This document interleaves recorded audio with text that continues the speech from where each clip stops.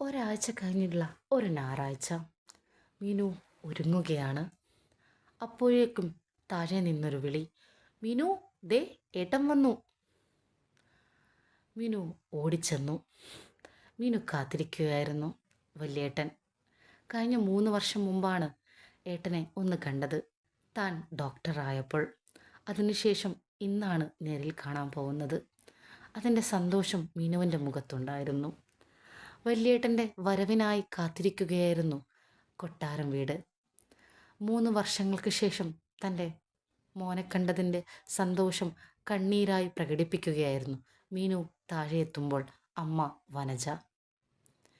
ഏട്ടനെ കണ്ടതോടെ മീനു ഓടിച്ചെന്നു. മീനുവിനെ കണ്ടതോടെ ഏട്ടൻ കെട്ടിപ്പിടർന്നു മീനുവിൻ്റെ നെറ്റിയിൽ ഉമ്മ വെച്ച് ചോദിച്ചു, എന്താ മോളെ, നീ വല്ലാണ്ട് മെലിഞ്ഞല്ലോ. ഏട്ടന് മീനു ഇന്നും കുഞ്ഞാണ്. അച്ഛൻ്റെ മരണശേഷം മീനുവിനെ അച്ഛനും ഏട്ടനും വല്യേട്ടനായിരുന്നു. ആ വാത്സല്യവും ആ സ്നേഹവും നൽകി മീനുവിനെ വളർത്തിയതുകൊണ്ട് മീനുവിൻ്റെ പ്രായം ഏട്ടന് ഒരിക്കലും അറിയാറില്ല. ഇന്നും തൻ്റെ 3 വയസ്സുള്ള കുഞ്ഞിനെ നോക്കുന്നത് പോലെയാണ് വല്യേട്ടൻ മീനുവിനെ കാണുന്നത്. കൊട്ടാരം വീട്ടിലെ രാജകുമാരിയാണ് മീനു.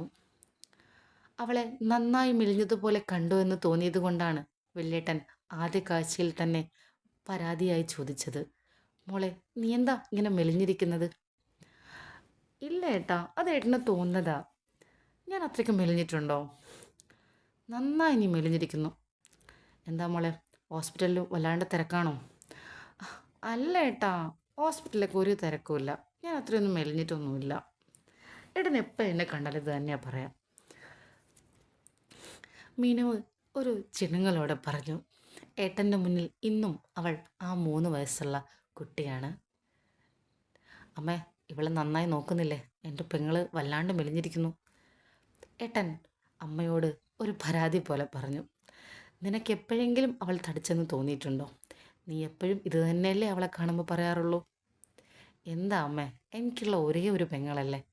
അമ്മ അവളെ നന്നായി നോക്കാത്തതുകൊണ്ടാണ് അവൾ ഇത്രയൊക്കെ ആയിട്ടും ഒന്നും ഉഷാറാവാത്തത്. ഓരോ വർഷം കാണുമ്പോൾ ഇവൾ മെലിഞ്ഞോണ്ടിരിക്കുകയാണ്. എൻ്റെ ഏട്ടാ, മെലിയുന്നത് കൊണ്ടാണ് ഇപ്പോഴും എനിക്ക് വലിയ പ്രായം തോന്നാത്തത്. അല്ലെങ്കിൽ എപ്പോഴും ഞാൻ കിളവി ലുക്കായനെ. മീനു ഇടയ്ക്കൊരു കമൻ്റ് അടിച്ചു. അല്ല, വന്ന കാലത്തിന് നിൽക്കാണോ? ഇരിക്ക്, വിശേഷങ്ങളൊക്കെ പറയേ. 3 വർഷമായില്ലേ കണ്ടിട്ട്. ഏട്ടൻ ശരിക്കും മാറിപ്പോയിട്ടോ. 3 വർഷം കൊണ്ട് മുടിയൊക്കെ നന്നായിട്ട് നരച്ചിട്ടുണ്ട്. മീനുവിൻ്റെ കമൻ്റ് കേട്ട് ഏട്ടൻ ചിരിച്ചു. പിന്നെ വയസ്സ് കൂടുമ്പോൾ മുടി നരക്കില്ലേ മോളെ? അത് സ്വാഭാവികമല്ലേ? ഏട്ടന് ഒരു കുസൃതിയോടെ മീനുവിനോട് സംസാരിച്ചു. അപ്പോഴേക്കും ഏട്ടത്തിയമ്മയുടെ കമൻ്റ് എത്തി.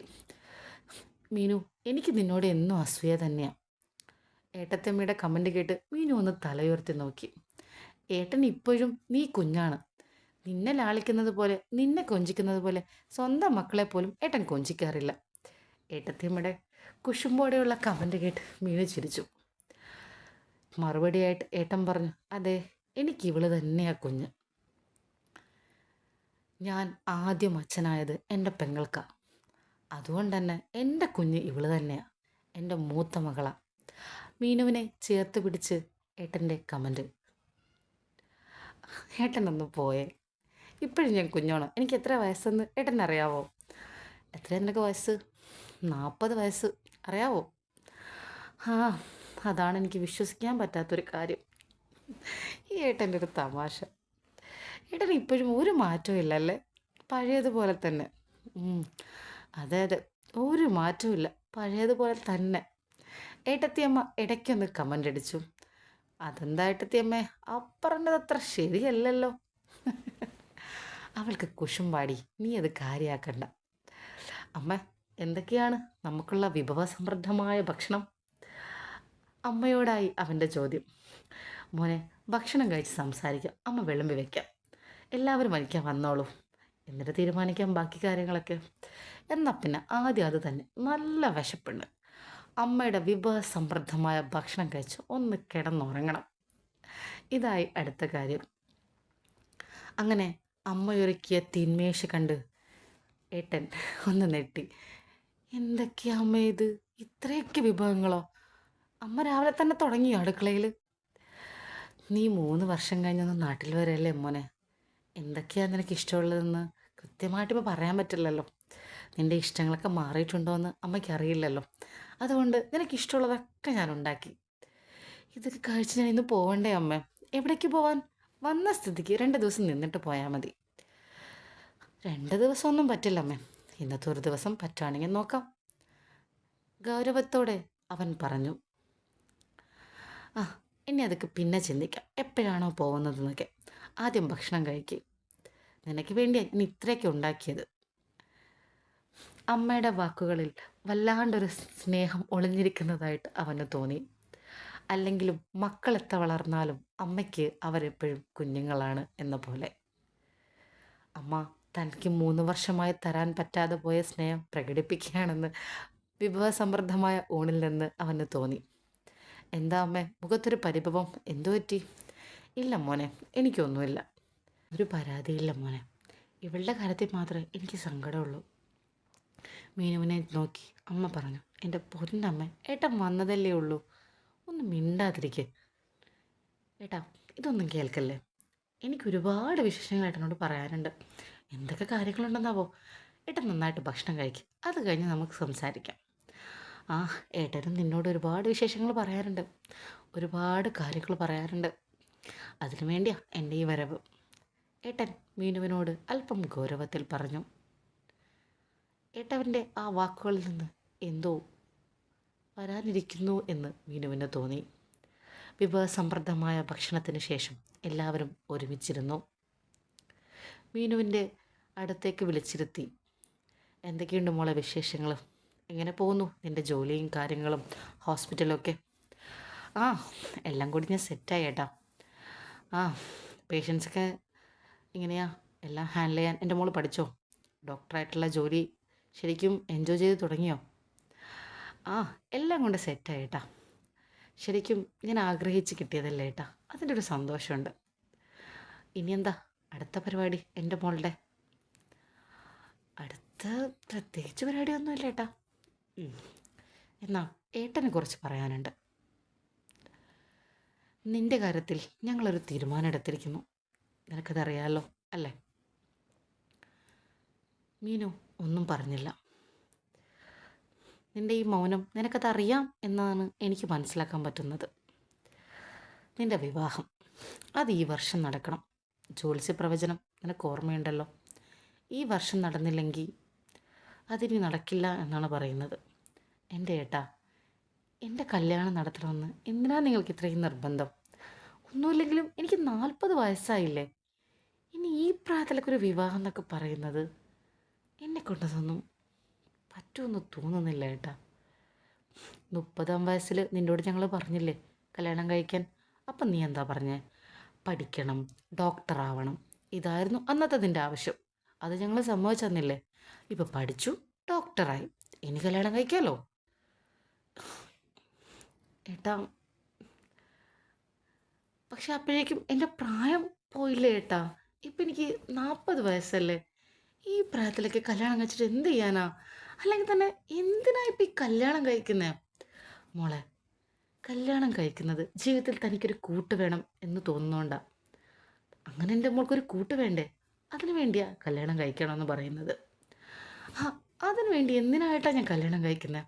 എനിക്ക് അമ്മയുണ്ട്, 5 ഏട്ടന്മാരുണ്ട്, അവരുടെ ഫാമിലി ഉണ്ട്, എനിക്കൊരുപാട് ഫ്രണ്ട്സ് ഉണ്ട്. പിന്നെ എന്തിനാട്ടാ അതിനിടയ്ക്കൊരു കല്യാണം? മോളെ, ഇവരൊക്കെ ഉണ്ടെങ്കിലും ജീവിതത്തിൽ എന്തോ ഒന്നില്ലാത്ത പോലെ നിനക്ക് തോന്നുന്നില്ലേ? ഏട്ടൻ്റെ ആ ചോദ്യത്തിന് മുന്നിൽ മീനു മറുത്തൊന്നും പറഞ്ഞില്ല. മൗനമായി തല താഴ്ത്തി. എന്താ മോളെ ഉത്തരം പറയാതെ?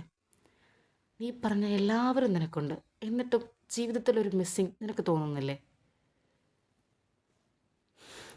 നീ നമ്മുടെ അമ്മയുടെ മുഖത്ത് നോക്കിയേ. അമ്മയോട് ചോദിക്കുക, ജീവിതത്തിൽ ഒരു കൂട്ടില്ലാത്തതിൻ്റെ വേദന എന്താണെന്ന് അമ്മ നിനക്ക് പറഞ്ഞുതരും. അമ്മയുടെ കണ്ണിൽ നോക്കിയാൽ നിനക്കത് മനസ്സിലാക്കാൻ പറ്റും. ഞങ്ങൾ എന്തിനാണ് നിന്നെ ഇത്രത്തോളം നിർബന്ധിക്കുന്നതെന്ന് നിനക്ക് മനസ്സിലാവണമെങ്കിൽ നീ നിൻ്റെ അമ്മയോട് ചോദിച്ചാൽ മതി.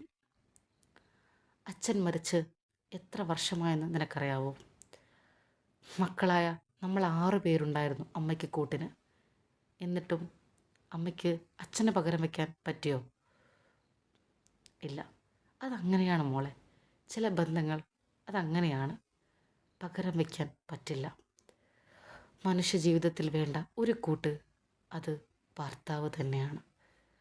അത് വല്ലാത്തൊരു കൂട്ടാണ്. എൻ്റെ പെങ്ങൾക്ക് അത് വേണമെന്ന് ഞങ്ങൾക്ക് എല്ലാവർക്കും നിർബന്ധമുണ്ട്. അതുകൊണ്ടാണ് എൻ്റെ മോളോട് കല്യാണത്തെക്കുറിച്ച് ഇത്രത്തോളം പറയേണ്ടി വരുന്നത്. എതിർത്തൊന്നും പറയാതെ എൻ്റെ മകൾ, എൻ്റെ പൊന്നുമോള് ഈ വിവാഹത്തിന് സമ്മതിക്കണം. നിനക്ക് എന്ത് വേണമെങ്കിലും പറയാം ഡിമാൻഡായിട്ട്. ചെറുക്കൻ ഓസ്ട്രേലിയ ആയിരിക്കണം, ജപ്പാനിലായിരിക്കണം, അമേരിക്കയിലായിരിക്കണം, എൻജിനീയർ ആയിരിക്കണം, ഡോക്ടറായിരിക്കണം, അങ്ങനെ എന്ത് വേണമെങ്കിലും നീ പറയുന്ന എല്ലാ ഡിമാൻഡുകളും അംഗീകരിച്ചു കൊണ്ടൊരു വരൻ, അതായിരിക്കും ഞങ്ങൾ നിനക്ക് കൊണ്ടുവന്ന് തരുന്നത്. നീ പറയുന്നതൊക്കെ ഞങ്ങൾക്ക് ഓക്കെയാണ്. നിൻ്റെ ഏതാവശ്യവും ഞങ്ങൾ ഏറ്റെടുക്കാൻ തയ്യാറാണ്. പക്ഷേ ഈ വർഷം നിൻ്റെ വിവാഹം അത് നടക്കണം. അതിലൊരു മാറ്റവുമില്ല. ഇത് ഞങ്ങളുടെ ആവശ്യമാണ്, അല്ല ഞങ്ങളുടെ സ്വപ്നമാണ്. ഞങ്ങളുടെ രാജകുമാരിയുടെ വിവാഹം അത് ആഘോഷമായിട്ട് ഞങ്ങൾക്ക് ആഘോഷിക്കണം. എൻ്റെ മോള് എതിരൊന്നും പറയരുത്. ഈ വിവാഹം നടക്കണം. ഈ വർഷം തന്നെ നിൻ്റെ വിവാഹം അത് നടന്നിരിക്കണം. ഇത് എൻ്റെ തീരുമാനമാണ്. എതിര് പറയില്ല എന്ന് തന്നെയാണ് ഏട്ടന് തോന്നുന്നത്. അല്ലേ മോളെ? നീ എന്താ ഒന്നും പറയാതെ? ഏട്ടൻ്റെ വാക്കുകൾക്ക് മൗനമല്ലാതെ മറ്റൊന്നും മീനു നൽകിയില്ല. ഏട്ടാ, എനിക്ക് കുറച്ചുകൂടി സമയം 50 വയസ്സാവാൻ വേണ്ടി കാത്തിരിക്കുകയാണോ? നീ പറഞ്ഞ ആ സമയം 10 വർഷമാണ് കടന്നുപോയത്. ഇനിയും എന്തിനാ മോളെ കുറച്ച് സമയം? ഏട്ടാ, എൻ്റെ മൈൻഡൊന്നും സെറ്റ് ആവണില്ല. ഈ 10 വർഷമായിട്ടും നിനക്ക് സെറ്റായില്ല? എനിക്ക് എങ്ങനെയാ ഏട്ടനെ പറഞ്ഞ് മനസ്സിലാക്കേണ്ടതെന്ന് അറിയില്ല. മോളെ, എന്നെ പറഞ്ഞ് മനസ്സിലാക്കുകയല്ല നീ ചെയ്യേണ്ടത്. ഞങ്ങൾ പറയുന്നത് നീ മനസ്സിലാക്കുകയാണ് ചെയ്യേണ്ടത്. നിൻ്റെ വിവാഹം അതിപ്പോൾ ഈ വർഷം ഞങ്ങൾ എന്തായാലും അത് നടത്തും. അപ്പം അത് നിനക്കിഷ്ടപ്പെട്ടതായിക്കോട്ടെ എന്ന് മാത്രമേ ഞങ്ങൾക്ക് നിർബന്ധമുള്ളൂ. അതിനു വേണ്ടി മാത്രമാണ് നിൻ്റെ അടുത്ത് ഇങ്ങനെ പറഞ്ഞുകൊണ്ടിരിക്കുന്നത്. നിനക്കിഷ്ടമില്ലാതെ ഞങ്ങൾ ഇഷ്ടപ്പെട്ട ഒരു പയ്യനെ കൊണ്ട് വന്നാൽ അത് നിനക്കൊരു ബുദ്ധിമുട്ടാവില്ലേ എന്ന് വിചാരിച്ചാ. പക്ഷെ നിൻ്റെ വിവാഹം ഈ വർഷം നടക്കണം എന്ന കാര്യത്തിൽ ഒരു മാറ്റവും സംഭവിക്കില്ല. അതുകൊണ്ട് എൻ്റെ മോൾ അധികം ബലം പിടിക്കാതെ പറയുന്നതനുസരിക്ക്. നീ പറയുന്ന ഏത് ഡിമാൻഡും അംഗീകരിച്ച് നിനക്കുള്ള ചെറുക്കനെ ഞങ്ങൾ കൊണ്ടുവന്ന് തരാം. നീ ഒന്ന് വിവാഹത്തിന് സമ്മതിച്ചാൽ മാത്രം മതി, വേറെ ഒന്നും വേണ്ട. വല്യേട്ടൻ്റെ വാക്കുകൾ ധിക്കരിക്കാൻ ഒരിക്കലും മീനുവിനാവില്ല. വല്യേട്ടൻ പറയുന്നത് ആ വീട്ടിലെ അവസാന വാക്കാണ്. മീനു മറുത്തൊന്നും പറഞ്ഞില്ല, മൗനം മാത്രം. മീനുവിൻ്റെ മൗനത്തെ കീറിമുറിച്ചുകൊണ്ട് വീണ്ടും വല്യേട്ടൻ പറഞ്ഞു, ഒരാഴ്ചത്തെ സമയം നീ ചോദിച്ചതുകൊണ്ട് ഞാൻ നിനക്ക് തരാം. ആ ഒരാഴ്ച കൊണ്ട് നീ പറയണം നിനക്ക് എങ്ങനെയുള്ള പയ്യനെയാണ് വേണ്ടത്, എവിടെയുള്ള പയ്യനെയാണ് വേണ്ടത്, പയ്യന് വേണമെന്ന് നീ ആഗ്രഹിക്കുന്ന ക്വാളിറ്റീസ് എന്തൊക്കെയാണ്, അങ്ങനെയുള്ള കാര്യങ്ങൾ.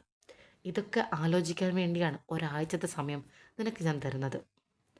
അപ്പോൾ ഇതൊക്കെ ആലോചിച്ച് എൻ്റെ മോളെ മറുപടി പറ. കേട്ടല്ലോ? മീനു അപ്പോഴും മൗനം മാത്രം. ശരിയേട്ടാ, മറുത്തൊന്നും പറയാതെ മീനു അവിടെ നിന്ന് എണീറ്റു പതിയെ തൻ്റെ മുറിയിലേക്ക്.